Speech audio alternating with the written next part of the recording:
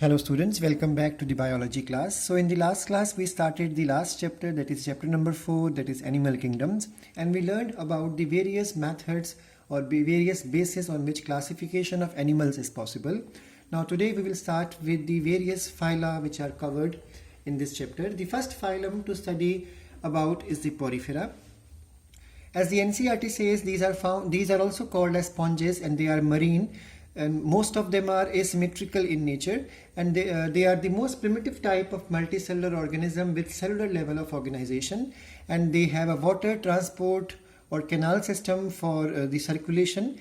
Water enters into their body through minute pores which are called as ostia, and it enters from here and goes out from the top hole which is called as the osculum. This pathway helps in gathering food. It also helps in respiration as well as the removal of waste.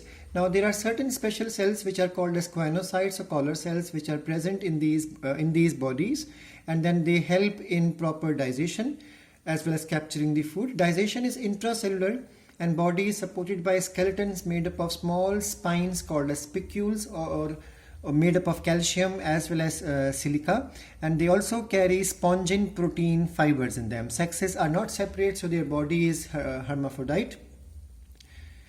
And then sponges reproduce asexually by fragmentation, sexually by formation of gametes. Fertilization is internal, development is indirect, so there is a larval stage called as amphiblastula.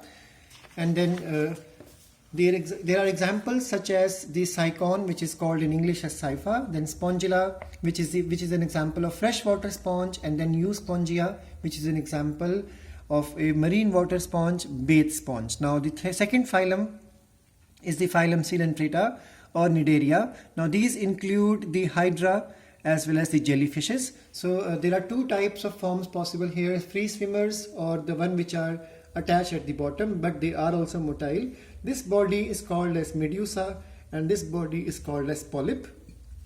So they are aquatic, mostly marine, sessile or free swimming, and they have a radial symmetry. And the next thing is that why are they called Cnidaria? So answer is that because they carry a stinging cells which are called as cnidoblast or cnidocytes in them, and because of the presence of these cells they are able to do capturing the food. They also help them in defense system also, and they help them in attaching to the substrate. Cnidoblasts are for anchorage, defense, and capturing the prey, and these organisms show tissue level of organization, and they are diploblastic, and they carry a cavity called as gastrovascular cavity which has a single opening, so it's a blind sac of body plan, and the opening is called as hypostome. Digestion is extracellular as well as intracellular, and there are some, for example, corals which have their skeleton made up of calcium carbonate, and they exhibit two types of body form: polyp form and medusa form. The former is a sessile type and cylindrical type, like in the case of hydra and adamsia, and whereas the later, that is medusa, is umbrella shaped and is freely swimming type of, example, Aurelia, which is also called as jellyfish.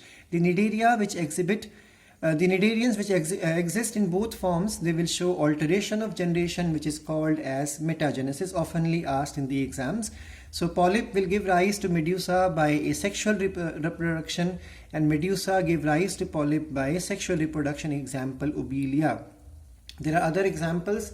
For example, Portuguese man of war is called as Physalia, sea anemone is called as Adamsia, then we have sea pen called as Pennatula, and there is sea fan called as Gorgonia, and then brain coral called as the Mindrenia. Now the next phylum is the phylum Ctenophora. Now Ctenophora is most recent phylum raised out of these coelentrates, because before these members were in Coelenterata, but now they have been removed from Coelenterata and raised as a separate phylum called Ctenophora. Now Ctenophora are also called as the sea walnuts, also called as comb jellies. They are exclusively marine, radial in symmetry, diploblastic in organization with tissue level of organization. Their body bears 8 external rows of ciliated comb plates. Now this is the feature which has separated them from Coelenterata. This helps in locomotion. Their digestion is both extra as well as intracellular, and another important property which is found not in coelentrates but in Ctenophora is they emit light in darkness. So bioluminescence, the property of living organism to emit light is well marked in Ctenophora, and their sexes are not separate and reproduction takes place only by sexual means. So this is the next difference, that they only reproduce by sexual means, but in the case of coelentrates both asexual and sexual methods are there. And fertilization is external with indirect development. Example, pleurobranchia as well as ctenoplana. Now you can see there is a tentacle type of thing which is supposed to carry lasso cells which help in capturing the food. So this is a characteristic feature of them. And then next thing is these green things which you see in the picture. These are the comb plates and they carry cilia responsible for their locomotion. So this is how Ctenophora is separated now from coelentrates. And in 9th class you did not learn about Ctenophora, but in 11th this is separated as Ctenophora, a separate phylum. Now you need to remember these diagrams. They oftenly come in the exams to be drawn, that how does a medusa and a polyp form look like. Sometimes they ask what is the nidoblast, so you're supposed to draw the nidoblast sometimes in exam. And just remember the examples of the Ctenophora also.